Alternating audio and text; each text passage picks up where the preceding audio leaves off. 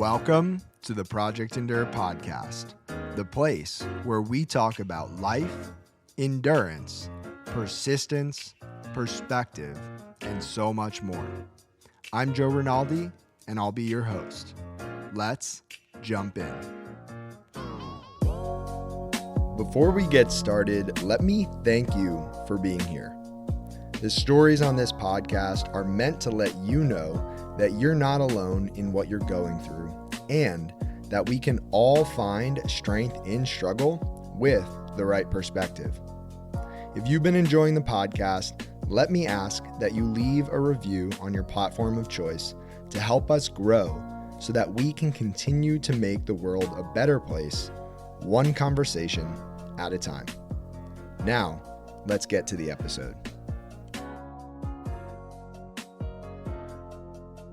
Welcome back to the Project Endure podcast, episode 138. We have myself, Joe Rinaldi, and we have a very, very, very special guest down in Maryland, Julie Burrill. Julie, how are you? I'm great, Joe. I'm so excited to be hanging out with you this evening. Thanks for having me. Of course, it's my pleasure, and this has been a long time coming. Our history is interesting because of the way that we first got connected. And when I was on your podcast way back when, we talked all about it. But I would love for you to tell the audience first who you are, and then second, how we know each other. Yeah, of course. It is really cool looking back on it, Joe. And quite honestly, all the things that have happened in my life since meeting you and the people I've met through you has been super cool. But yeah, I'm Julie Burrill. I am 26 years old, living just outside of Baltimore, Maryland. I am a fitness enthusiast, lover of all things health and fitness. My full-time job, I work as a sports physical therapist for a company, just outside of Baltimore. And I also have a brand that I'm currently building called Goal Set Mindset, and host a podcast through there. But really love to just be that person that is multi-passionate and kind of has my hands in a lot of things, connecting with people along the way, celebrating vulnerability and fitness and mindset. And so that's a little bit about me, Joe. But yeah, talking about how we started, when I was in physical therapy school back in 2021, I did my first clinical rotation and I got placed in Philadelphia, was going to live there for the summer at Thomas Jefferson Hospital, my acute care rotation, and was excited to be in Philly because it was a city that I had some friends in.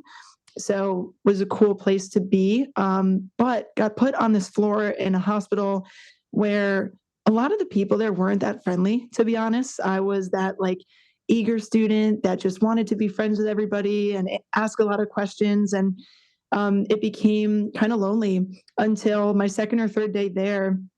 I sat next to one of the new PTs, and her name is Michaela. And she was really the one in the room who was just kind to me.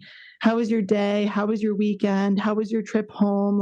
Remembered things we would talk about. And a couple weeks into my rotation, all of the PTs were hanging out at lunch, talking about what their husbands and boyfriends did for work. And she was like, oh, yeah, my husband's a physical therapist as well, but he just left his full-time job to grow his company. And everybody in the room was like, what do you mean during these times? And she said, yeah, he's a human performance coach. And my ears perked up like a dog, like I kid you not. I was like, that sounds so cool. And so I asked her about you, followed you, and just looked at your content. And I was like, I resonate so much with some of the things that you're sharing.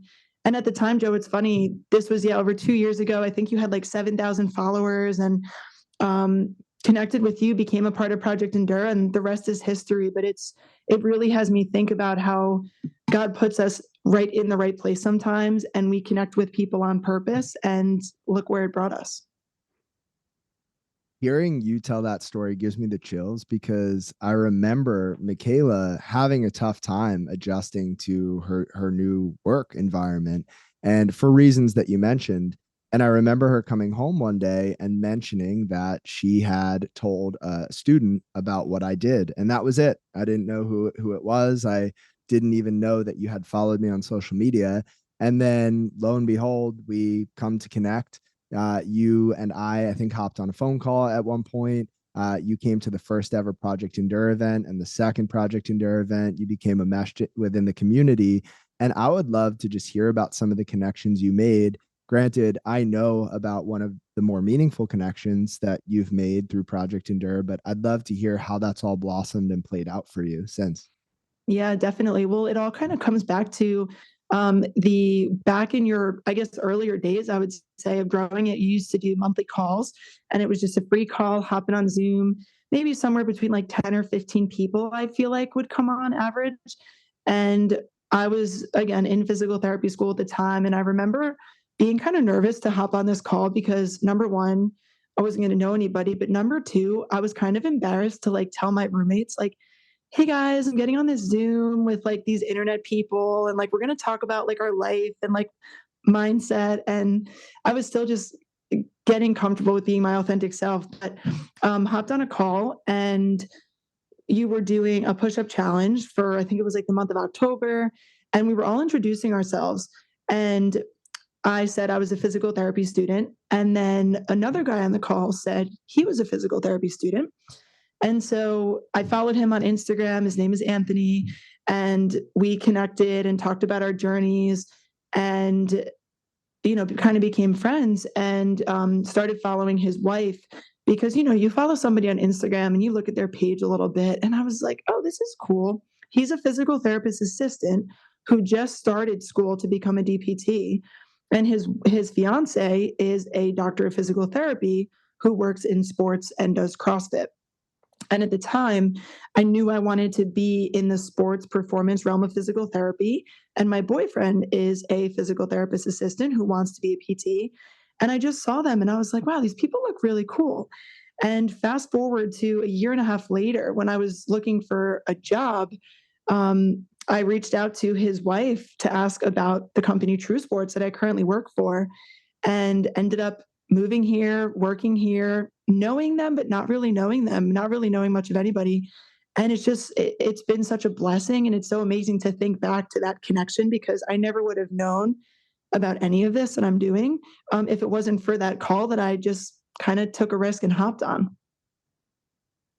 And it's so wild to hear all that because I have memories during those beginning months of starting the business, doing these monthly challenges and the calls and having, yeah, sometimes 10, 15 people on the calls, sometimes three or four, and questioning, is this the right thing?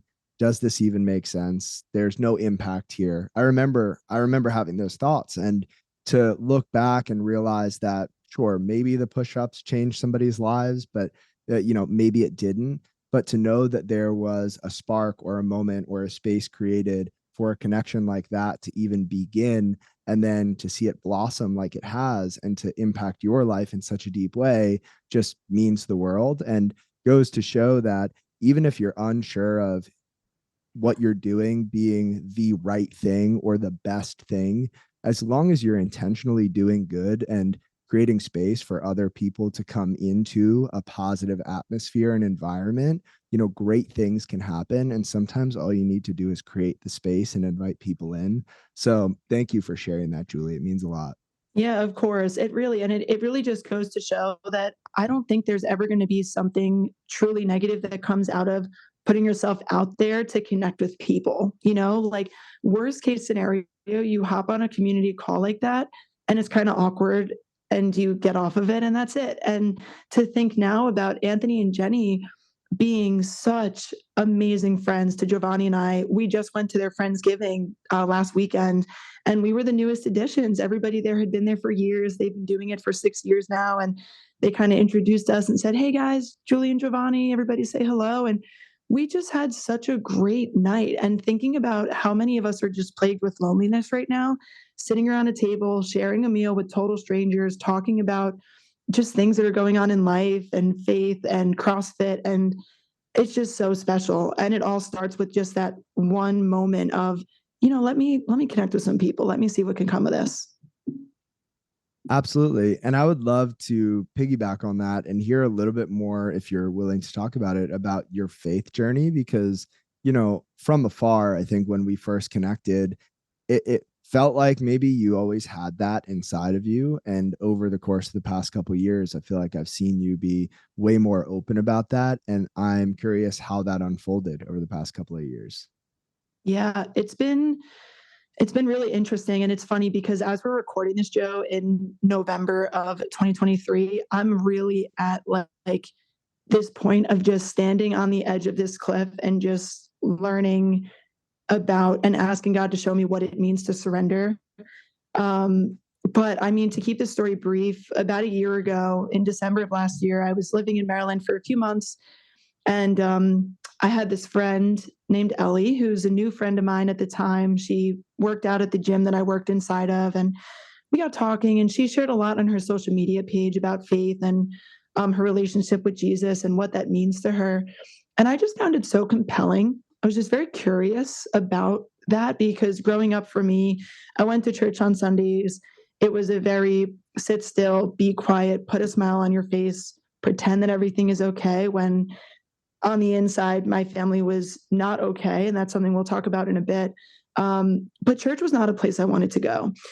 But one day I asked Ellie about her faith. She told me about it. And then a couple weeks later, she said, "Hey, Julie, I would love if you join me at church sometime. I'm going on Sunday. No pressure, but if you want to come, I'd love to have you." And I accepted her invitation, not because I wanted to go to church, not because I wanted to know God or experience God, but because I wanted to be friends with Ellie.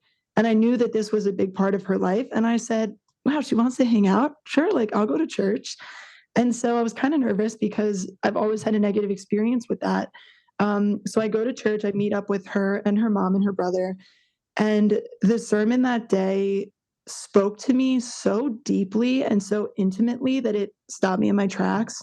I've never been that present for an hour and just in it and not distracted. And needless to say, I cried a lot. And I just was filled with this feeling of presence and love and emotion, but in a good way. And of course, we're walking out of the service and there's amazing music. It's a non denominational Christian church. And we walk outside and I'm like, "Okay, Julie, get it together." And Ellie's mom goes, "So what'd you think?" And I just lost it. And so, needless to say, since then, I've just been kind of just falling in love with this experience of knowing God and having mentors and friends in my life who are kind of guiding me on that path, and Giovanni coming alongside me in it and on a journey himself, and really just like looking up and noticing like where has God been working all along and how can he use the struggle that I'm in right now for good. And Joe, in reflecting on that, I've always been a reflective, like deep person, but it's so obvious where his fingerprints are in my life. And I just feel loved and confused and scared and excited all at the same time. So that's a little bit about that. I'm so grateful that you shared all of that. And I'm sure elements of that will be sprinkled in throughout the rest of our conversation. And for the sake of guiding us toward the heart of this conversation, I'll lead with the first big question, which is when you look back at your life so far to this point, what's the hardest thing or circumstance that you've had to handle that you didn't get to choose for yourself? Yeah. So for me, it kind of dates back to growing up.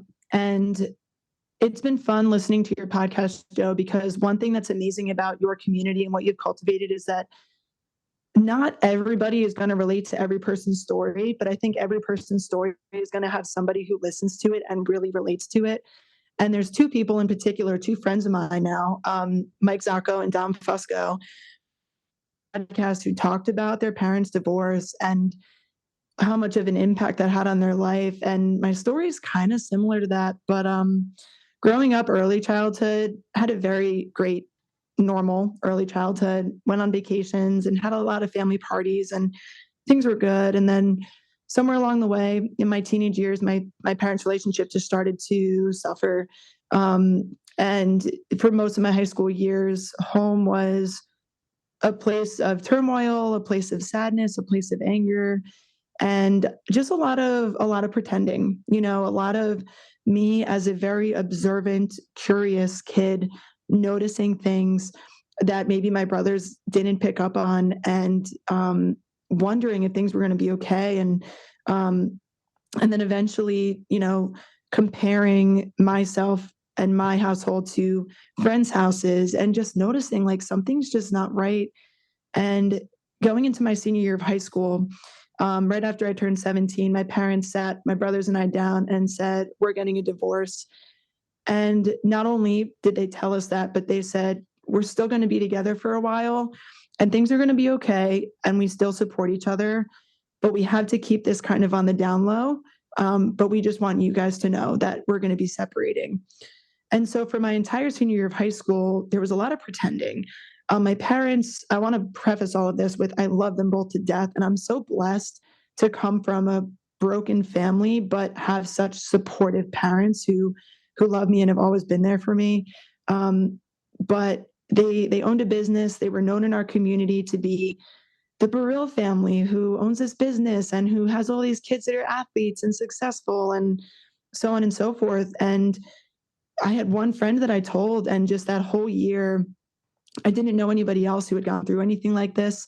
Anytime I went over to a friend's house to hang out, their parents were hanging out on the couch watching TV. And I was just so upset that I didn't have that. And so that was really hard because I I was kind of forced to push it away, but also chose to push it away and kind of just move on and pretend like everything was okay. And just felt very alone during that time. And ultimately, high school ended. My twin brother and I graduated. My older brother had already been in college, but my parents sold the house and separated, and we kind of all went our separate ways. And so the hardest part about all was not just the things that I witnessed and the anger and the sadness that my family felt, but the fact that my parents did the best that they could and they held it together for us through childhood, but all five of us spread out. And now there is a little bit of a sense of just disconnect and tension. And that's something that I really struggle with, that looking back, I'm so grateful for. And I never thought I'd say that, because I wouldn't be the person that I am with the mindset that I have, with the independence that I have, if I didn't go through that. But at the time, there was a lot of darkness. At what point did you realize that those circumstances had molded you into a person that you were happy to be? It sounds like. Yeah, I would say just within the last couple years, honestly, in graduate school, when I started to really discover my passion for life and my passion for loving people and my desire for like deep human connection and loving others and being loved. Um, and honestly, pursuing fitness and just going out and being adventurous and moving to a new place. And Joe, I was like the only student in physical therapy school that didn't do any of my clinicals at home. Like I wanted to just go different places because I didn't really want to be home, but also because I wanted to explore. And so during that time when I started to realize I was different, and not different meaning better, but just a little bit more resilient and more willing to take risks, because I've already been through challenges and I knew that I had built up a little bit of that muscle. And quite honestly, fitness became a really important part of my life during that time, during high school, when things were really bad.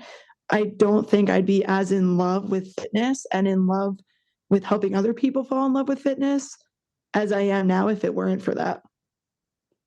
Hmm. I've always been interested in the concept of resilience. And for the longest time, I thought being resilient meant bouncing, not breaking.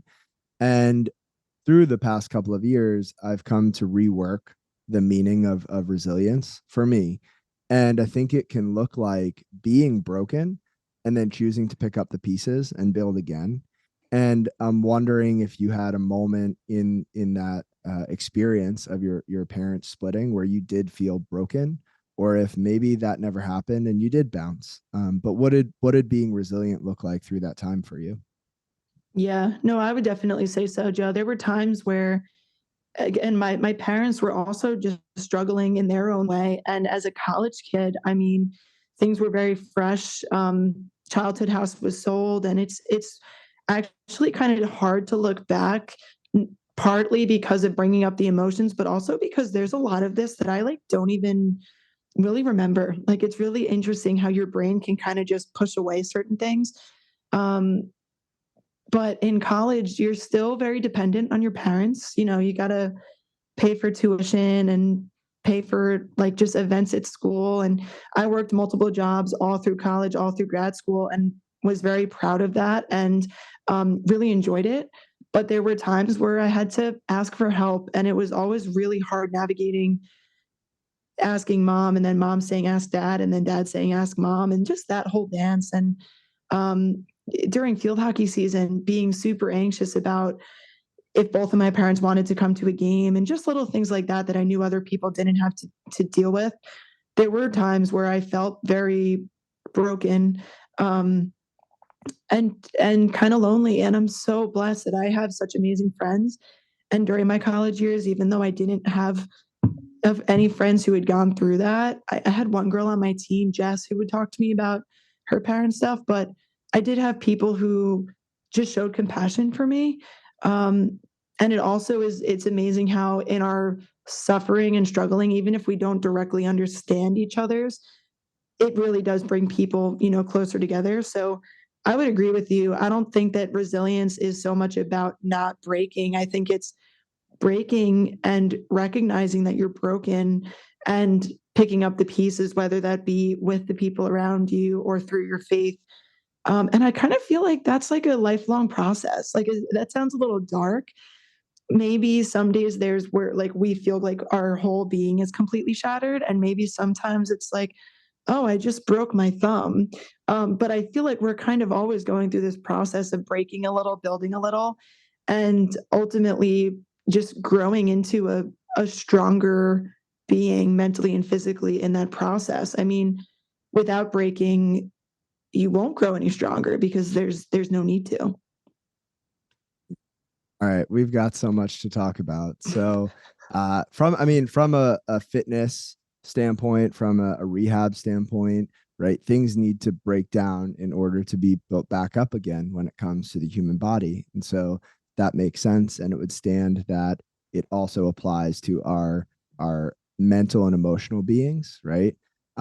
There's this great quote that I've referenced many times in the podcast from Elizabeth Kubler-Ross, but we're going to put a different spin on it. So let me read it and then we'll talk about it.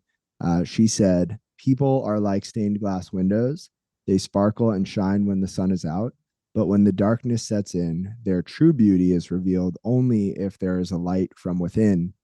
And I never thought about the stained glass window piece of that quote.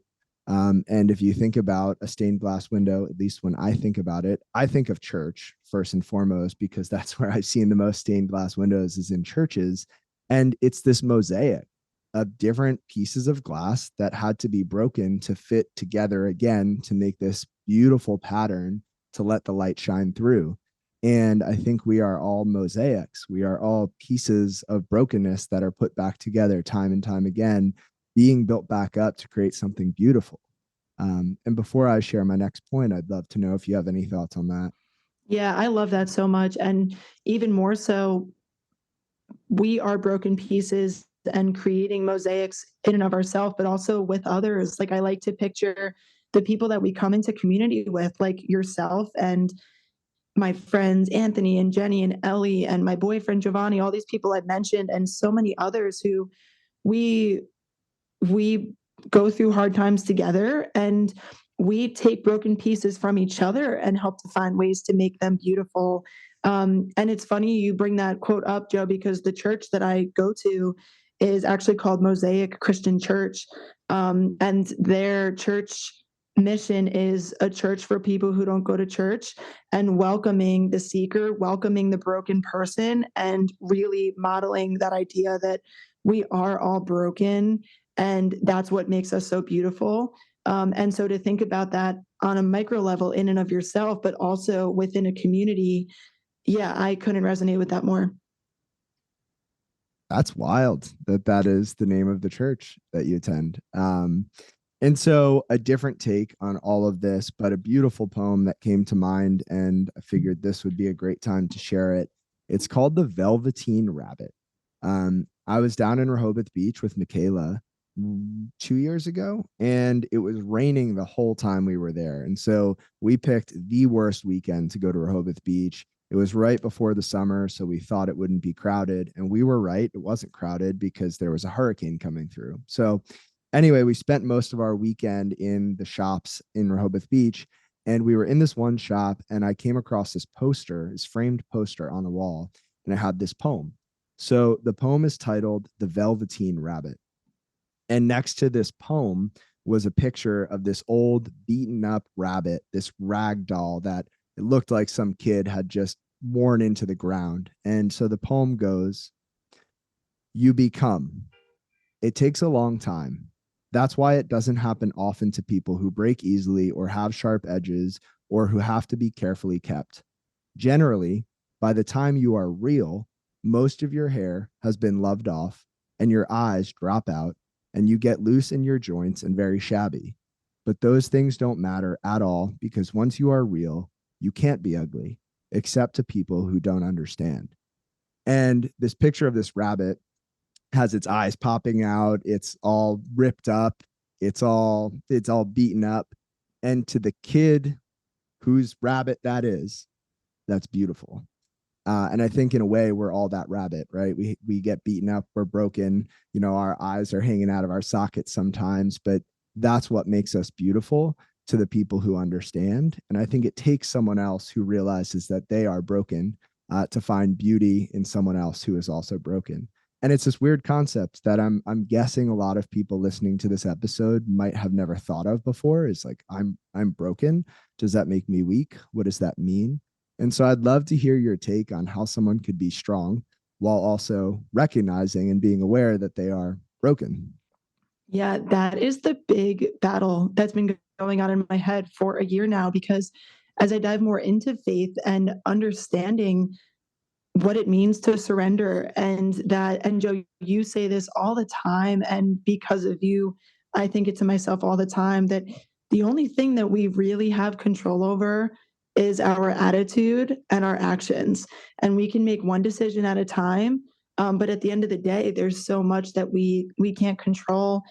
And as a high achieving type A, wants to do all the things person, that's really challenging for me to give up that control, and more so to accept this idea of brokenness. And it's especially hard. And I have these conversations all the time. I actually had one with a patient today. In today's culture, especially for, Gen Zers like myself, like in our 20s, it's like you go on Instagram or you pick up the latest self help book, and it's like, pave your own way. You got this. You have everything you need. Know your own truth. Cut all those people off. Like, figure it out on your own. Like, work 95 hours a week and sleep is for the week and fill in the blank. And while some of that stuff is valid, and we know hard work works, and you're such a testament to this, Joe, because you work your ass off and have been doing it for so many more years than people have been watching you for.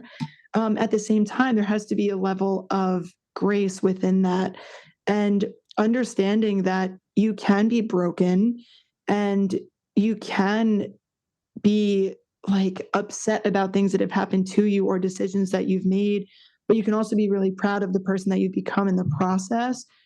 And for me, I mean, I think that there's nothing stronger than vulnerability, like accepting your brokenness and being willing to share the things that haven't gone well or the places that you've stumbled. I think that that makes you stronger than anything.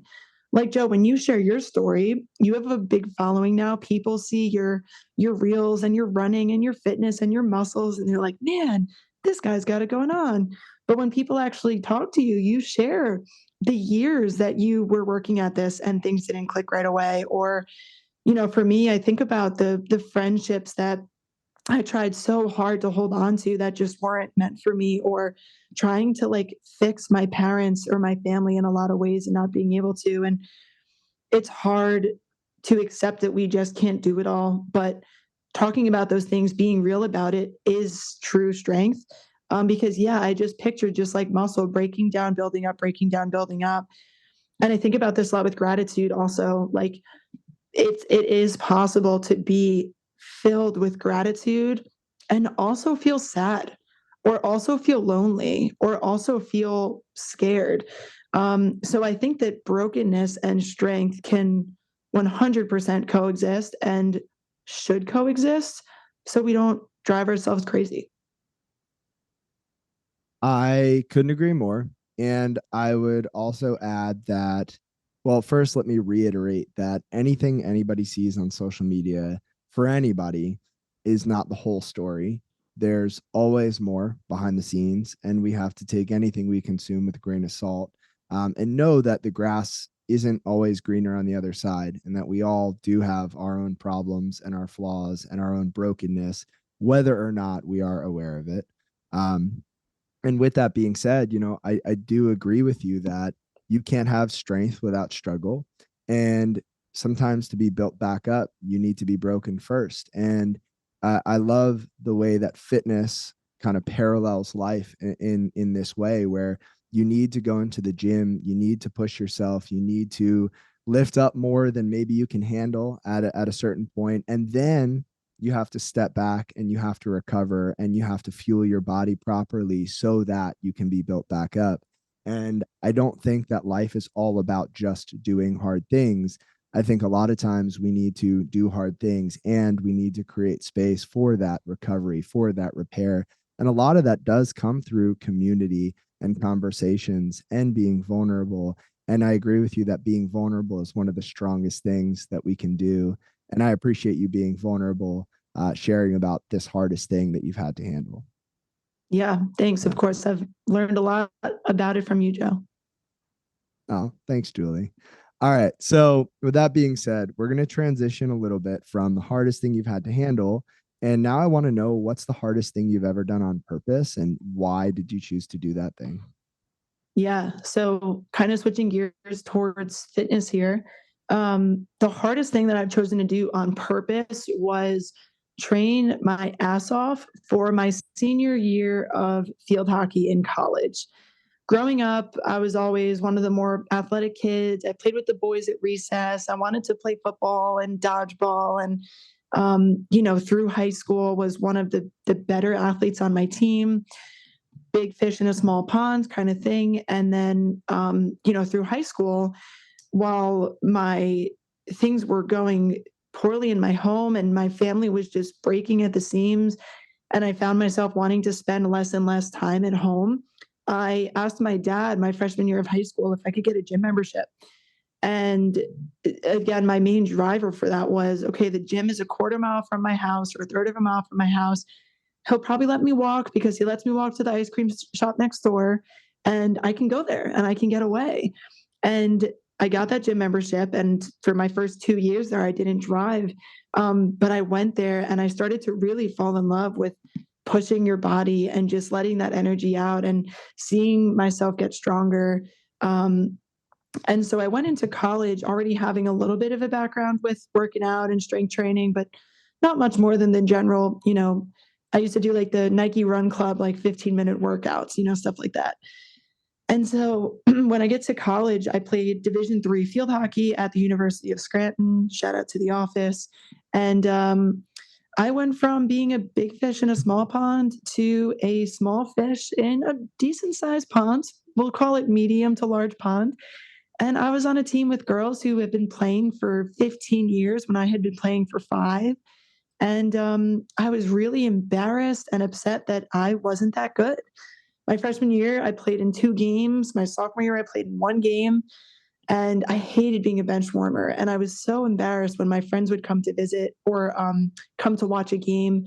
And there I am on the sideline. And so going into my senior year, I said, Julie, this is going to be the year we get playing time. And I was visiting my dad in his apartment, and we went to Barnes and Noble. My dad has always promised me that he will never say no to buying me books. And he promised me that when I was like 6, but now I still hold him to that. And to this day, he'll still buy me books. So we went to Barnes and Noble and I saw the book Grit, The Power of Passion and Perseverance by Angela Duckworth. And I picked it up. And at this point, I had become kind of interested in psychology and mindset just from, my classes in college.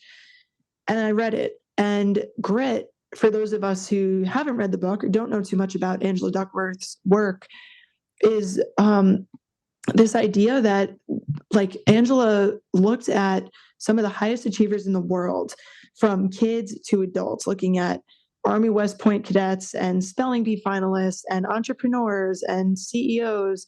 And what they found was the number one driver of success across a long term amount of time was not talent or socioeconomic status or IQ, it was grit. It was the ability to pursue a passion and persevere through obstacles along the way for a long term.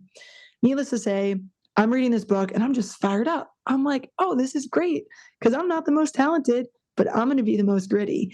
And so I was fired up. My senior year, summer before that, we get our summer conditioning packet and I print it out. I get my first workout journal and I am logging everything. I'm not missing a run. I'm getting up early in the morning after going out with my friends the night before and getting to the turf and running. And I got a lot of shit for it. My friends are like, God, Julie, wow, you're actually doing it. That's lame. Like, like all that kind of stuff. And I was so determined. And I get to preseason, after the 3 months of summer of working hard, and I was just determined to crush it. And so I went out and I cut 2 minutes off my fitness test time, which was the best on the team. I came in second place overall, and I had come from like the bottom of the pack. And I felt on top of the world. I was like, hard work pays off. And needless to say, as the season went on, I never got what I wanted. I never earned the starting spot. I didn't even earn first or second or third off the bench. I think I played 8 games my senior year, and I was disappointed in myself because my habits that I had built over the summer carried into the season. After every practice, I went back to my room and I took out my journal and I wrote down what went well and what didn't go well. And I would write down when my coach would acknowledge something that I did. And I was just so fixated on getting better. And I was having meetings with her, asking what else I can do. And when I never earned the time that I wanted, I was crushed. I was embarrassed. I was ashamed. But despite how hard it was to be the only one who really seemed to care a lot, and seeing the girls on my team who didn't give a shit, who were drinking and who weren't actually lifting and were slacking off at practice, they were the ones who were getting the playing time. I was so bitter and so angry. But when the season ended and field hockey was over, and all of us looked around and were like, wow, that's it. Sports are done. We've peaked. I was the one who was like, I'm sad that field hockey's over, but what I really love about all of this is the community of a sports team and working hard. And so that was what sparked my love for the weight room and for running. Like I didn't see the playing time, but I saw the results on the bench press and I saw the results on my run test. And I felt that feeling of, even if nobody else recognized it, me feeling proud of myself. And that's something that I'd never experienced before. And I learned that fitness was mine. Nobody could do it for me and nobody could take it away from me. And coming from a situation at home where I felt like so much was taken from me, man, it just set me on this path. So that was the hardest thing I ever did on purpose, was stick with that grit and never actually hitting that goal. But man, did I learn a lot about myself in the process. And I wouldn't have this drive and this passion if things had come easy to me. So I'm so grateful that hard work works, even if it doesn't work in the way that you want it to. I feel like you just summed up what I'm all about in about 2 sentences there. That is so spot on. I relate so much to all of it. And I'm wondering when you started to recognize that it was all worth it, because I'll also say that starting a podcast, creating a brand, pushing into the world of business or entrepreneurship, if you will, is not easy, not always understood, and it requires a whole lot of grit. So did you hit that another wall of those emotions that you experienced senior year of field hockey as you started to build this current brand, or was it a different resistance that you faced? Yeah, definitely. And it's something that I'm kind of going through right now, I guess, with just doing a lot of soul searching on like, where do I want to pour my energy? Um, and again, I mean, thinking about the things that I think I want. And, like, yeah, I'd love to have like all these fitness clients, or I'd love to have, merch, or these things that I'm like thinking of growing, and then really asking the question, like, okay, is this what I really feel is right for me? Or is this just something that I think I should do? Um, and with field hockey, like, it was kind of that same thing. It's like, sure, my ego really wanted the playing time. Don't get me wrong. But I also just kind of felt like I had to get the playing time. I felt like I had to make people proud, and that was the expectation. And like, oh, here's Julie with the muscles. Like, that's what I was known as. And I'm not getting the playing time. And so the hardest thing, I think, is navigating what do I really want for me versus what do I feel like is just the expectation. But I'm in a season right now of really testing my grit and struggling a little bit with pushing through. And I think the thing that's helped me the most is surrounding myself with people who are speaking the same language, listening to the same music, pushing themselves. Because, like, hiring a coach for my fitness, shout out to my girl Amy Shelton, Iron Lady coach. She's been phenomenal because I decided, yeah, fitness is a core value. And I've had multiple people say, Julie, you're spending all that money every month on this. Aren't you a coach? Aren't you a PT? Don't you have your certification? And just all that pushback. But I know that that's something that I want to invest in. And so with my business right now, growing that, I'm asking that same question of like, where do I feel my gifts are? Where do I feel like I could make the most impact, and let me invest in that, but not necessarily just do what I think I should do because of everybody else. I wrote something the other week that I'll share because I think it's pertinent. But I think a lot of times our ego keeps us from growth. It says you don't need help because that's weak. It says you shouldn't do hard things because failure is embarrassing. It says fit in with the crowd so that people will like you. And I think growth is accelerated when we let go of ego and we step into what we need, not what we think we should do. And that's a really hard distinction because I think most of us spend most of our lives living as we think we should. And it's hard to trust what we need because we've muted and suppressed our intuition and our own inner voice so much just so we could be accepted and liked by the people around us that, in all honesty, might not actually even care about us all that much. And so I think investing in yourself in those ways is so important. And in order to do that, in order to make that investment, we need to be able to let go of the ego and say, hey, maybe I could get there, but maybe I can get there in a more efficient way, or I could be more effective if I just reached out and asked for some help. So I love that. Yeah, definitely. And I think on top of that, when it comes to just building something or like taking a step towards that person that you want to become, remembering that confidence is a skill too. Like, this is a lesson that I learned from a book that I read, that confidence isn't something that you just like wake up with. And I feel like we think of confidence as like, oh, they've just got it, or like they just walk into the gym and feel great. Like, that person who's confident under the barbell at one point had no idea what they were doing. And so I remind myself of that all the time. Joe, I look up to you so much and what you've built. And I think, man, can I build something too? And remembering that I'm only going to gain that confidence and that clarity with repetition and with practice and with stumbling and failing. And so I've been really embracing that in this season. And I think people appreciate that more than we give ourselves credit for. Like, when you do stumble a little bit and you just are a real human, we need more like realness in this world. And so it's something that we should be seeking, is that stumbling. I think that means we're on the right track. I agree with that. And, you know, I don't know who said this, but it resonated deeply with me. And it was that, I might not be the brightest candle, but I'll burn the longest. And it is a long game. We can't take anything for granted because we don't know if we'll have the privilege of being here tomorrow. But I think we have to play like life is a long game. And we have to be willing to be consistent over a long period of time to see the results that we want. And like you said earlier, hard work works, but not always in the way that we want.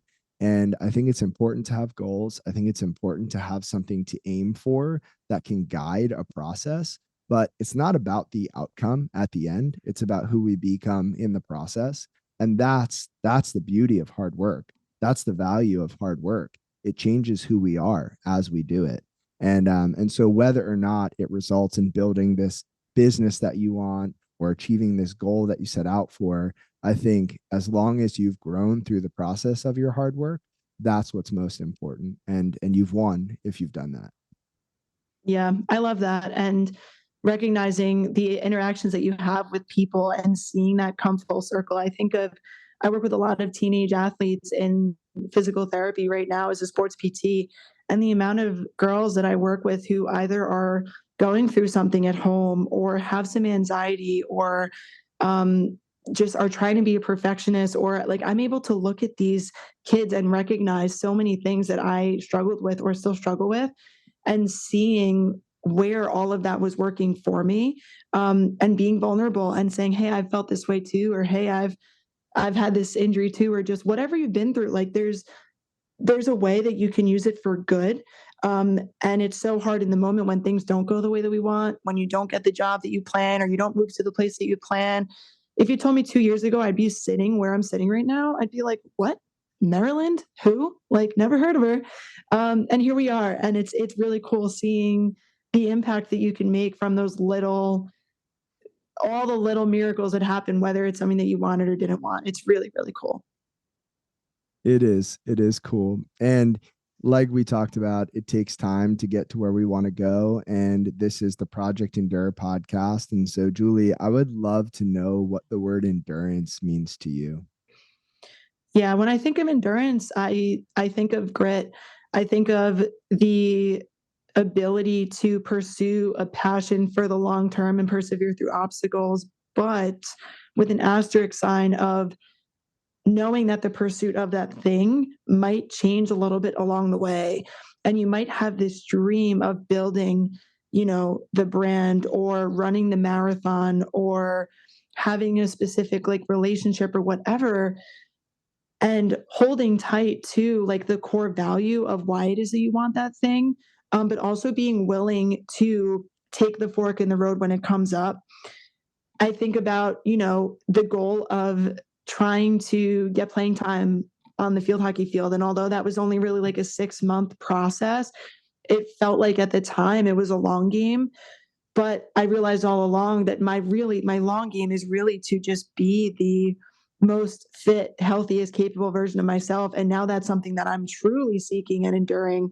And then on the day to day, Joe, like I think a lot about what you say about some, like the goal each day is to move dirt, and some days you have a shovel and some days you have like a plastic spoon, and as long as you're moving dirt, you're doing okay. And I think that's endurance in a nutshell. Some days we've got a little wimpy plastic spoon and we're exhausted, and some days we feel on top of the world, and just pursuing whatever it is that you feel called to do at that time, knowing that it might change, but really holding tight to that is what endurance means to me.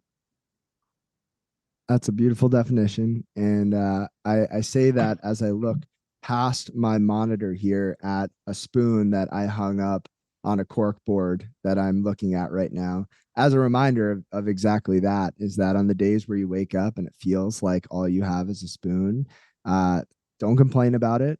You can't change it. Just shovel some dirt and wake up tomorrow and hope that you have a shovel. And if not, then shovel again with a spoon. And so, with all that being said, Julie, I mean, I have the final question that we'll get to in a second, but I also have a quote that I picked out before we started this conversation, and I want to throw it out there. I'd love to hear any thoughts you have. It's from Dean Karnazes, who said, if you're not pushing yourself beyond the comfort zone, if you're not demanding more from yourself, expanding and learning as you go, you're choosing a numb existence. You're denying yourself of an extraordinary trip. I'm curious if that sparks anything for you, or if you have any thoughts on that. Wow. Yeah, that's really good. Comfort is the enemy of growth is also something that is repeating in my head a lot, and I don't always embrace it. But yeah, I mean, when it comes to like, I think that the main thing that makes us human is that feeling that we get inside of us, that gut feeling, that butterflies in your stomach when you get nervous about something. And chasing that feeling is what life is all about. If we stay comfortable and we completely stay stagnant and nothing changes, then like not what's the point, but what's the point? Where are you going? Like life is a we have a beginning point and an end point, and I really believe that we are all meant to move upward along life. And unless you're getting out of your comfort zone, you're going to stay still, and it's harder than ever to be in the comfort zone because there's this illusion that everybody's doing great and everybody's succeeding and getting what they want, and maybe you're not.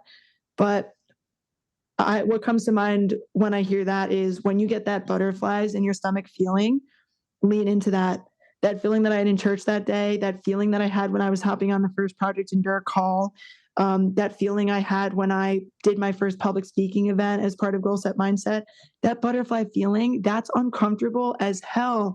And that is what I'm chasing. And so, yeah, we got to find more of that. Agreed. Now, throughout this conversation, we referenced a number of ideas and or episodes of the podcast that I just want to throw out there for anybody who wants to go back and listen. I'll start with Tony Reyes, who's episode number 4 of this podcast, who shared with me one of my favorite lines I think I've ever heard. And that is, comfort is a slow death. And I think that goes along with everything you just said. Episode 26 of this podcast is with Richard Pogue. He talks all about grit. It pairs very well with this conversation. And then episode 65 with Dom Fusco and episode 67 with Mike Zacco that you referenced are all great listens. And with that being said, Julie, if somebody listening to this is just going through a tough time, maybe they are realizing now for the first time that they feel broken or are broken, and they just don't know where to go from here or what to do. And you have the opportunity to speak directly to them. What would you say? Yeah. To keep it brief, look up. Look up and look around you and find the things that are in your life that one day you're going to look back on and miss. Find the little joys, the simple miracles, the simple things in our day to day that make us feel good, and continue to repeat that over and over. Hard seasons are inevitable. Unfortunately, it's the world that we live in. And it's so hard when you're in the thick of it to see the other side. But instead of focusing on the faraway future, how am I ever going to get over this? What is life going to look like in a year? Sit and look around and look up and find the joy. And whether for you that's a spiritual practice like prayer and connecting with God, or whether that's gratitude journaling and appreciating like the morning walk that you took, or the smell of your coffee when it's roasting in the kitchen, or the stranger that held the door open for you. Like, find those little moments that remind you that at the end of the day, we're all human and we're all here together. My gratitude practice is something that's a huge core value of mine, and I started it in the second hardest season of my life, which was when my dad was very ill, and I was his caretaker. And every day I was waking up just hoping he would still be there. And I went to Target, bought this little journal, and I said, "Let me try gratitude journaling. I've heard about it." And since then, I haven't missed a day. I write 5 things I'm grateful for every morning. And today was day 1277. And I post it on Instagram every day, not to show off, not to be like, look how great my life is, but to remind myself that in some of these really dark times when I just feel like I can't even take a step, there are still things that can bring joy. So if you're in that season right now, look for it. I promise that you will find it, and it will at least give you the courage that you need to take that next step forward and keep going. I know that is exactly what someone needed. And Julie, I'm so grateful for you. I'm so glad that we made this connection way back when through my wife, Michaela. And I am just so excited to see all that life has in store for you. I'm also very excited for you to be part of Team Endure 2024. This episode will be coming out in the new year, and so that'll be underway. And if people want to connect with you, if they want to see what you're grateful for, if they want to reach out and thank you for this conversation, where's the best place for people to do that? Yeah. So the best place to reach me is on Instagram. You can find me at goalsetmindset_JB or search my name, Julie Burrill. And also would love if you resonate with any of my story to have you check out my podcast. It's called the Goal Set Mindset Podcast. We got over 100 episodes about all kinds of stuff, and Joe is on 2 of them. So those are kind of the best places. You can also check out my website, www.thegoalsetmindset.com. And Joe, thank you so much for having me. I've been looking so forward to this. It's such a blessing to be a part of your community and for you to give me a platform to share my story and help me work on getting a little bit uncomfortable. So thank you. You're so welcome, Julie. And I'll say this, usually this is where the podcast ends, but we're going to keep this in here. I'm so proud of you because I see so much of myself in you. And I think just from a timeline standpoint, I'm a couple years ahead, but I know what it feels like to be different. And I know what it feels like to try to start something that maybe the people around you don't understand in the immediate time frame. And I just have seen you show up time and time again and build that tribe and find your circle and inspire people and impact people, even when you yourself might not be feeling it in any given season. You keep going one foot in front of the other. And that is so, so special. And I admire that. And as much as I might be someone who can help lift you up, you might not know it, but there are times when you lift me up. So thank you from the bottom of my heart for everything that you do. Thank you, Joe. That means the absolute world to me. So grateful to have you in my life. If you enjoyed this episode of the Project Endure podcast, go ahead and subscribe, leave a review on your platform of choice, and share this episode with a friend. It helps us get more conversations like this out to more people like you. We appreciate you, and we'll talk to you next time. And one more thing. If you're looking for a community of people all striving to be better together, check out the Project Endure Hard Things Club. The link is in the description below. We'd love to have you.